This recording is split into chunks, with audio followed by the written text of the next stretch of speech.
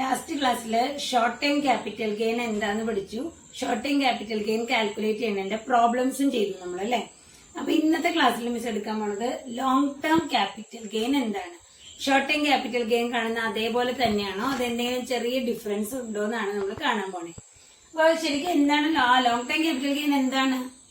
Normal അസറ്റിന്റെ കേസിൽ if an asset hold for more than 36 months it is long term അല്ലെ. And in case of listed securities if it is holding for 1 year or 12 months it is long term. ഇനി non listed ഷെയർസും land and ബിൽഡിംഗിന്റെ കേസിൽ 24 months more above hold ചെയ്തിട്ടുണ്ടെങ്കിൽ അത് long term. അപ്പൊ നമുക്കിവിടെ long term asset എന്താണെന്നറിയാം. Long term asset transfer ചെയ്യുമ്പോൾ കിട്ടുന്നതാണ് ലോങ് ടേം ക്യാപിറ്റൽ ഗെയിൻ. അപ്പൊ ഇവിടെ ഒരു മിസ് എക്സാമ്പിൾ പറയാം. 2002 20 lakhs കൊടുത്തൊരു അസറ്റ് വാങ്ങി. 20 lakhs കൊടുത്ത് 2002 ഒരു അസറ്റ് വാങ്ങി. 2019 സെയിം അസറ്റ് 80 lakhs ഞാൻ വിറ്റു. ഇവിടെ എന്റെ ക്യാപിറ്റൽ ഗെയിൻ എത്ര? നോർമൽ കേസിലെ ക്യാപിറ്റൽ ഗെയിൻ എത്രയാണ്? 80 മൈനസ് 20 60 lakhs ആണ് ക്യാപിറ്റൽ ഗെയിൻ എന്ന് പറഞ്ഞത് അല്ലെ. ഇത് ആക്ച്വലി ശരിയാണോ നോക്കിയേ നിങ്ങൾ. 60 ലക്ഷം ക്യാപിറ്റൽ ഗെയിൻ എന്ന് പറഞ്ഞാൽ നമുക്കത് ജെനുവിൻ ആണോ? 2002 20 ലക്ഷത്തിന് വാങ്ങിയപ്പോ ഒരു വീടാണെന്ന് കരുതിപ്പോ.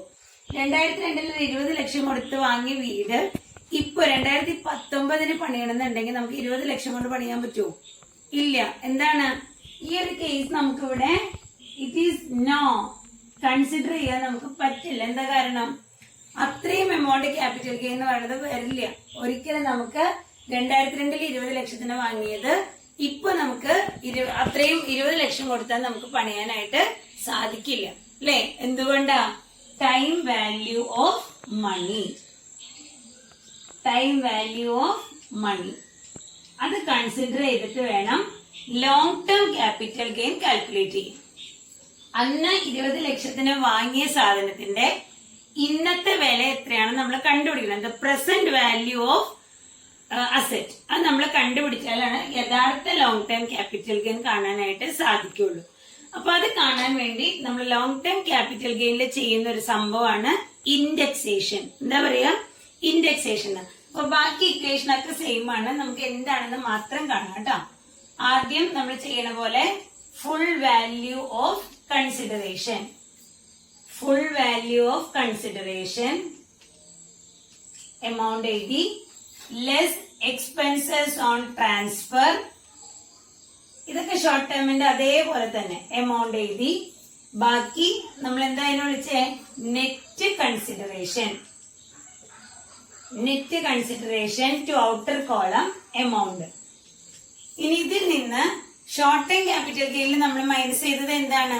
കോസ്റ്റ് ഓഫ് അക്വിസിഷൻ ആണ് മൈനസ് ചെയ്തത് അല്ലെ. ഇവിടെ വരുമ്പോ നമ്മൾ എന്ത് ചെയ്യണം? Indexed cost of acquisition. Acquire ചെയ്തതിന്റെ ഇൻഡെക്സ്ഡ് കോസ്റ്റ് ആണ് നമ്മൾ കണ്ടുപിടിക്കേണ്ടത്. എത്ര എമൗണ്ട് എന്ന് വെച്ച് കഴിഞ്ഞാൽ അത് കണ്ടുപിടിക്കുക. അതേപോലെ ഇംപ്രൂവ്മെന്റിന്റെയും എന്ത് ചെയ്യണം? ഇൻഡെക്സ്ഡ് കോസ്റ്റ് ഓഫ് ഇംപ്രൂവ്മെന്റ് കാണണം. ഇൻഡെക്സ്ഡ് കോസ്റ്റ് ഓഫ് ഇംപ്രൂവ്മെന്റ് ഇത് മൈനസ് ചെയ്യുമ്പോൾ കിട്ടുന്നതാണ് എന്ത്? Long term capital gain. ആകെ ഇക്വേഷനിൽ വന്നേക്കുന്ന ചേഞ്ച് എന്താണ്? കോസ്റ്റ് ഓഫ് അക്വിസിഷനും കോസ്റ്റ് ഓഫ് ഇംപ്രൂവ്മെന്റും ചെയ്യുന്നതിന് പകരം ഇൻഡെക്സ്ഡ് കോസ്റ്റ് ഓഫ് അക്വിസിഷനും ഇൻഡെക്സ്ഡ് കോസ്റ്റ് ഓഫ് ഇംപ്രൂവ്മെന്റ് ആണ് നമ്മൾ എടുത്തത്. പിന്നെ എന്താണ് ഇൻഡെക്സേഷൻ? എങ്ങനെയാണ് ഇൻഡെക്സേഷൻ ചെയ്യേണ്ടതെന്ന് മിസ് പറഞ്ഞുതരാം. അതിനുവേണ്ടി നമ്മൾ ഉപയോഗിക്കുന്ന ഒരു മെത്തേഡാണ് കോസ്റ്റ് ഇൻഫ്ലേഷൻ ഇൻഡെക്സ്, CII. എന്താ പറയാ? ഇൻഡെക്സേഷൻ ചെയ്യാൻ നമ്മൾ എടുക്കുന്നതാണ് കോസ്റ്റ് ഇൻഫ്ലേഷൻ ഇൻഡെക്സ്, CII. ഇത് 2001 എന്നുള്ള ഇയർ മുതലാണ് നമുക്ക് ഈ CII അവൈലബിൾ ആണ്. 2001 മുതൽ 2001 കോസ്റ്റ് ഇൻഫ്ലേഷൻ ഇൻഡെക്സ് എന്ന് പറയുന്നത് 100 ആണ്. ഇപ്പൊ 2001 മുതൽ ഇങ്ങനെ എല്ലാ വർഷവും വരും. അങ്ങനെ നമ്മുടെ പ്രീവിയസ് ഇയറിൽ 2019 289 ആണ് നമ്മുടെ കോസ്റ്റ് ഇൻഫ്ലേഷൻ ഇൻഡെക്സ്. ആ ചാർട്ട് മിസ് നിങ്ങൾക്ക് തരാം. എങ്ങനെയാണ് ഇൻഡെക്സേഷൻ കാണേണ്ടതെന്ന് തൊട്ടടുത്ത് പറഞ്ഞുതരാം കേട്ടോ. ഓക്കെ. അപ്പോൾ നമുക്ക് ഇൻഡെക്സേഷൻ എങ്ങനെയാണ് കാണുന്നതെന്ന് നോക്കാം. Indexed cost of acquisition is equal to cost of acquisition divided by CII of the year of acquisition into CII of the year of sale. ഇതാണ് ഇക്വേഷൻ നിങ്ങൾ യൂസ് ചെയ്യേണ്ടത്. അപ്പോൾ എന്താ ചെയ്യേണ്ടത്? ആദ്യം കോസ്റ്റ് ഓഫ് അക്വിസിഷൻ, വാങ്ങിയ വില, ഏത് ഇയറിൽ എത്ര രൂപയ്ക്കാണോ ആ വാങ്ങിയ വില എടുക്കുക, divided by CII of the year of purchase, ഏത് വർഷമാണോ നമ്മൾ വാങ്ങിയത് ആ വാങ്ങിയ വർഷത്തെ കോസ്റ്റ് ഇൻഫ്ലേഷൻ ഇൻഡെക്സ് എഴുതുക, into CII of the year of sale, വിറ്റ വർഷത്തെ CII എഴുതുക. വിറ്റ വർഷം എന്ന് പറയുന്നത് എപ്പോഴും നമ്മുടെ പ്രീവിയസ് ഇയർ ആയിരിക്കും. കാരണം പ്രീവിയസ് ഇയറിൽ വിൽക്കുമ്പോഴല്ലേ നമുക്ക് പ്രോബ്ലം ചെയ്യേണ്ടി വരണേ. അപ്പോൾ എപ്പോഴും 2019-20 എന്നുള്ള പ്രീവിയസ് ഇയറിലായിരിക്കും വിറ്റുണ്ടാവുക. അപ്പോൾ ആ വർഷത്തെ CII എന്ന് പറയുന്നത് 289. ഓക്കെ, അപ്പോൾ ഇത്രയാണ് നമ്മൾ ചെയ്യേണ്ടത്. അപ്പം നമുക്കിനി വരണത് ഇൻഡെക്സ്ഡ് കോസ്റ്റ് ഓഫ് ഇംപ്രൂവ്മെൻറ്റ് കാണാം. ഇൻഡെക്സ്ഡ് കോസ്റ്റ് ഓഫ് ഇംപ്രൂവ്മെൻറ്റ് എന്ന് പറഞ്ഞാൽ ഇതേപോലെ തന്നെ എന്ത് ചെയ്യുക, cost of improvement divided by CII of the year of improvement into CII of the year of sale. ഇംപ്രൂവ്മെൻറ്റിൻ്റെ കോസ്റ്റ്, എത്ര രൂപയുടെ ഇംപ്രൂവ്മെൻ്റ് ആണോ വന്നേക്കണേ അത് എടുക്കുക, ഡിവൈഡഡ് ബൈ ഏത് വർഷമാണ് ഇംപ്രൂവ്മെൻറ്റ് നടത്തി ആ വർഷത്തെ CII എടുക്കുക, ഇൻറ്റു ഏത് വർഷമാണ് വിറ്റത് എന്ന് വെച്ചാൽ നമ്മുടെ പ്രീവിയസ് ഇയറിൽ. അപ്പോൾ ഇതാണ് രണ്ട് കാര്യങ്ങൾ. ഇനി അതിലൊരു എക്സ്ട്രാ കേസ് പഠിക്കാനുള്ളതാണ് രണ്ടാമത്തെ point. If the asset acquired before 1st April 2001, ശ്രദ്ധിക്കുക, അവിടെ ബോർഡിൽ ക്ലിയർ അല്ലെങ്കിൽ മിസ് പറയുന്ന ഓഡിയോ ശ്രദ്ധിക്കുക. If the asset acquired before 1/4/2001, miss നേരത്തെ ക്ലാസ്സിൽ പറഞ്ഞിരുന്നു 2001 മുതലാണ് നമ്മൾ കോസ്റ്റ് ഇൻഫ്ലേഷൻ ഇൻഡെക്സ് എടുത്തു തുടങ്ങിയേക്കണേന്ന് അല്ലേ. അത് ബേസ് ഇയർ 2001 ആ വർഷത്തെ CII എന്ന് പറയുന്നത് 100 അല്ലേ. അപ്പോൾ നമ്മുടെ അസറ്റ് ചിലപ്പോൾ 1982 വാങ്ങിയതാവാം, ചിലപ്പോൾ നമ്മുടെ അസറ്റ് 2000 വാങ്ങിയതാവാം. അങ്ങനെ 2001 മുൻപ് വാങ്ങിയേക്കണ അസറ്റ് ആണെങ്കിൽ അതിൻ്റെ CII എങ്ങനെ എടുക്കണം, കോസ്റ്റ് എങ്ങനെ എടുക്കണം എന്നാണ് നമ്മൾ പഠിക്കണേ. അപ്പോൾ അതൊന്ന് ശ്രദ്ധിച്ച് പഠിച്ചേക്കണം കേട്ടോ, പ്രോബ്ലത്തിൽ വരുന്നതാണ്. കോസ്റ്റ് ഓഫ് അക്വിസിഷനായിട്ട് നമ്മൾ എടുക്കേണ്ടത് cost of acquisition or fair market value of the asset as on 1/4/2001. അത് പ്രോബ്ലത്തിൽ തന്നിട്ടുണ്ടാവും. 2001 മുൻപ് വാങ്ങിയേക്കണ അസറ്റ് ആണെങ്കിൽ ആ വാങ്ങിയ വർഷത്തെ വാങ്ങിയ വിലയും തരും, 2001 അതിൻ്റെ ഫെയർ മാർക്കറ്റ് വാല്യൂ തരും. അതിൽ വിച്ച് എവർ ഈസ് ഹയർ, അതിലേതാണോ വലുത് അതാണ് നമ്മൾ എന്തായിട്ട് എടുക്കേണ്ടത്, കോസ്റ്റ് ഓഫ് അക്വിസിഷനായിട്ട് എടുക്കേണ്ടത്, ഡിവൈഡഡ് ബൈ ഏത് വർഷത്തെ CII എടുക്കണം, അതിലൊരു മാറ്റമില്ല. കോസ്റ്റ് ഓഫ് അക്വിസിഷൻ ആയാലും CII ആയാലും നമ്മൾ എടുക്കേണ്ടത് CII ഓഫ് ദ 2001-2, 2001 ആ തുടങ്ങിയ വർഷത്തെ 2001-2 എന്നുള്ള വർഷത്തിലാണ് എടുക്കേണ്ടത്. അതെപ്പോഴും ഏതായിരിക്കും, 100 ഓക്കെ. അപ്പോൾ ഡിവൈഡഡ് ബൈ 100 ഇൻറ്റു 289 നമ്മുടെ പ്രീവിയസ് ഇയറിലെ CII. അപ്പോൾ കോസ്റ്റ് ഓഫ് അക്വിസിഷൻ എടുക്കേണ്ടത് cost of acquisition or fair market value as on 1/4/2001 whichever is higher. അപ്പോൾ നമ്മൾ ഇൻഡെക്സ്ഡ് കോസ്റ്റ് 3 പഠിച്ചു അല്ലേ. ഏതൊക്കെയാണ് ഇൻഡെക്സ്ഡ് കോസ്റ്റ് ഏതൊക്കെയാണ് പഠിച്ചേ? ഇൻഡെക്സ്ഡ് കോസ്റ്റ് ഓഫ് അക്വിസിഷൻ എന്ന് പറഞ്ഞാൽ cost of acquisition divided by CII of the year of acquisition into CII of the year of sale.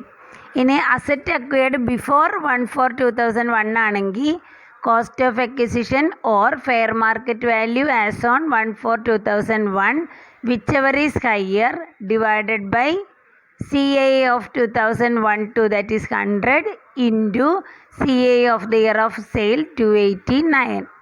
ഇനി മൂന്നാമത്തെ case indexed cost of improvement equal to cost of improvement divided by CII of the year of improvement into CII of the year of sale.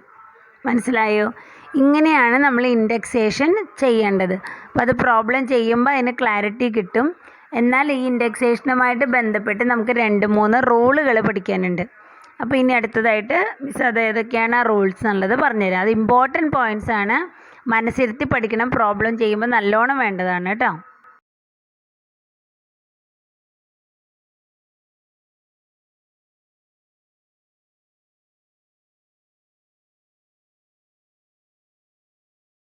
എങ്ങനെയാണ് കാണുന്നതെന്നുള്ളതിന്റെ equation പഠിച്ചു അല്ലെ. 2001 മുൻപ് വാങ്ങിയ asset ആണെങ്കിൽ എങ്ങനെയാണ് indexation കാണുന്നത്, ഇനി ഇപ്പൊ 2001 ശേഷം വാങ്ങിയ അസറ്റ് ആണെങ്കിൽ എങ്ങനെയാണ് ഇൻഡെക്സേഷൻ കാണണ്ടേ, ഇംപ്രൂവ്മെന്റിന്റെ ഇൻഡെക്സേഷൻ എങ്ങനെയാണ് കാണണ്ടേന്നൊക്കെ മിസ്സിനെ പറഞ്ഞു. ഇനി ഇൻഡെക്സേഷനുമായിട്ട് റിലേറ്റ് ചെയ്തുകൊണ്ട് ചില ഇമ്പോർട്ടന്റ് പോയിന്റ്സ് കൂടെ നമുക്ക് പറയാം. Okay, first one, if the property received under A will or gift, CII has to be taken for the year in which it is received. Ignore the actual year of purchase. Very important ആണ്. ഒരു will പ്രകാരമാണ് ഒരു property നമുക്ക് കിട്ടിയേക്കണെന്നുണ്ടെങ്കിൽ ഏത് ഇയറിലാണോ അത് എൻ്റെ കയ്യിലേക്ക് കിട്ടിയത് ആ ഇയറിലെ CII ആണ് എടുക്കേണ്ടത്, അതിന്റെ ആക്ച്വൽ പർച്ചേസ് അല്ല നോക്കേണ്ടത്. Okay, for example, A received a property from his father as per will.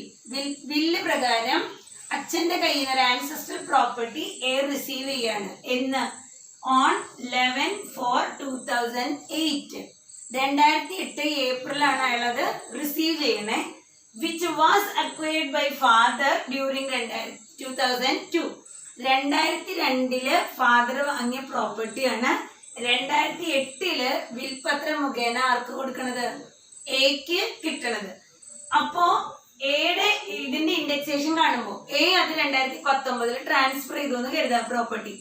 അപ്പൊ നമ്മൾ വാങ്ങിയ വർഷത്തെ ഇൻഡെക്സേഷൻ എടുക്കേണ്ടേ, മിസ് നേരത്തെ പറഞ്ഞ പ്രകാരം അത് ഏത് ഇയറിലാണ് എടുക്കണ്ടേ, ഫാദർ വാങ്ങിയ 2002 അല്ല, വില്ല് പ്രകാരം എന്റെ കയ്യിലേക്ക് കിട്ടിയത് 2008 so the indexation CII for 2008-9 2008-9 എന്നുള്ള വർഷത്തെ കോസ്റ്റ് ഇൻഫ്ലേഷൻ ഇൻഡെക്സ് ആണ് എടുക്കേണ്ടത്. For example CII of 2008-9. മനസ്സിലായോ? അപ്പൊ വില്ല് പ്രകാരം ഒരു പ്രോപ്പർട്ടി കിട്ടിയാൽ ആ കിട്ടിയ വർഷത്തെയാണ് കൺസിഡർ ചെയ്യേണ്ടത്. അത് അച്ഛൻ അല്ലെങ്കിൽ അവർ എന്ന് പഴയ അതിന്റെ ഫസ്റ്റ് ഓണർ എന്ന് വാങ്ങി എന്നുള്ളത് മൈൻഡ് ചെയ്യണ്ട. അതാണ് ഒന്നാമത്തെ റൂള്. രണ്ടാമത്തെ, ignore the improvement cost incurred before 1st April 2001. വളരെ ഇമ്പോർട്ടന്റ് ആണ്. 2001 മുൻപ് ഇംപ്രൂവ്മെന്റ് നടത്തിയിട്ടുണ്ടെങ്കിൽ ആ ഇംപ്രൂവ്മെന്റ് കോസ്റ്റ് നമ്മൾ ഇഗ്നോർ ചെയ്തേക്കാം, ചെയ്യേ വേണ്ട. എന്തുകൊണ്ടാ? 2001 മുൻപ് വാങ്ങിയ പ്രോപ്പർട്ടി ആണെങ്കിൽ നമ്മൾ ഇൻഡെക്സേഷൻ എന്തെടുക്കാനാ പഠിപ്പിച്ചേ, actual cost of acquisition or fair market value of property on 1/4/2001. ആ 1/4/2001 അതിന്റെ ഫെയർ മാർക്കറ്റ് വാല്യൂ എന്ന് പറഞ്ഞാൽ അതിൽ എന്തൊക്കെ പെടും?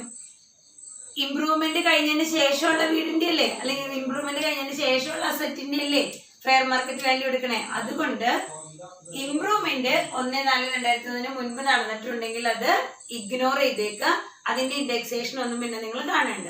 ഓക്കെ, മൂന്നാമത്തെ rule, no indexation is done for bonds or debentures. ബോണ്ടിനും ഡിബഞ്ചറിനും എന്തില്ല, ലോങ് ടേം ക്യാപിറ്റൽ അസറ്റ് ആണെങ്കിലും അതിന് എന്ത് ചെയ്യണ്ട, ഇൻഡെക്സേഷൻ ചെയ്യണ്ട. അപ്പൊ നമ്മൾ 2004 വാങ്ങിയ ഡിബഞ്ചർ ആണ് 10 ലക്ഷം രൂപയ്ക്ക് വാങ്ങി, ഇപ്പൊ 15 ലക്ഷത്തിന് വിറ്റു എന്ന് പറഞ്ഞാൽ 5 lakh ക്യാപിറ്റൽ ഗെയിൻ. നമ്മൾ ഷോർട്ട് ടൈം ക്യാപിറ്റൽ ഗെയിൻ കാണുന്ന പോലെ തന്നെ കണ്ടാൽ മതി. No indexation is to be done. ഏതിന്? ബോണ്ട്സിനും ഡിബഞ്ചറിനും. Except capital indexation bonds or sovereign gold bonds issued by RBI. ഈ 2 ഡിബഞ്ചർ ആണെന്ന് എടുത്തു പറയുന്നുണ്ടെങ്കിൽ അതിന് മാത്രം ഇൻഡെക്സേഷൻ ചെയ്യുക. ഏതാ? ക്യാപിറ്റൽ ഇൻഡെക്സേഷൻ ബോണ്ടും സോവറിൻ ഗോൾഡ് ബോണ്ട്സും. Okay, then the last rule, cost of acquisition of bonus shares is taken as nil. bonus share എന്ന് പറഞ്ഞാൽ എന്താ? ബോണസ് ഷെയർ എന്ന് പറഞ്ഞാൽ എക്സിസ്റ്റിംഗ് ഷെയർ ഹോൾഡേഴ്സിന് നമ്മൾ എന്താണ്, പ്രോഫിറ്റിന്റെ ഒരു ഭാഗമായിട്ട് കൊടുക്കുന്നതാണ് അല്ലെ. അങ്ങനെ ബോണസ് ഷെയർ എക്സിസ്റ്റിംഗ് ഷെയർ ഹോൾഡേഴ്സിന് ഇഷ്യൂ ചെയ്യുന്നുണ്ടെങ്കിൽ അതിന്റെ കോസ്റ്റ് ഓഫ് അക്വിസിഷൻ നമ്മൾ 0 എന്നാണ് എടുക്കുക, നില്ലായിട്ട് എടുക്കുക. അതുകൊണ്ട് തന്നെ capital gain on bonus share will be it selling price. Cost of acquisition 0 എന്ന് പറഞ്ഞാൽ അതിന്റെ അർത്ഥം എന്താണ്? സെല്ലിംഗ് പ്രൈസ് 10 ലക്ഷം ആണെങ്കിൽ ആ 10 ലക്ഷം തന്നെയാണ് അതിന്റെ ക്യാപിറ്റൽ ഗെയിൻ. കാരണം ലെസ് കോസ്റ്റ് ഓഫ് അക്വിസിഷൻ എന്ന് പറഞ്ഞിട്ട് 0 ആണ്. അപ്പൊ എപ്പോഴും ബോണസ് ഷെയറിന്റെ കോസ്റ്റ് ഓഫ് അക്വിസിഷൻ 0 ആണ്, സെല്ലിംഗ് പ്രൈസ് തന്നെയായിരിക്കും അതിന്റെ ക്യാപിറ്റൽ ഗെയിൻ. അപ്പൊ ഈ ഒരു ലോങ് ടേം ക്യാപിറ്റൽ ഗെയിനിൽ പ്രോബ്ലം ചെയ്യുമ്പോൾ ശ്രദ്ധിക്കേണ്ട 4 ഇമ്പോർട്ടന്റ് റൂൾസ് ആണ് വെച്ചെടുത്തത്. ഇതോടുകൂടി നമ്മുടെ പ്രോബ്ലം ചെയ്യാനുള്ള തിയറി ഇവിടെ അവസാനിക്കുകയാണ് കമ്പ്യൂട്ടേഷന്റെ. ഇനി നമുക്ക് അടുത്തായിട്ട് ലോങ് ടൈം ക്യാപിറ്റൽ ഗെയിന്റെ പ്രോബ്ലം കാണാം.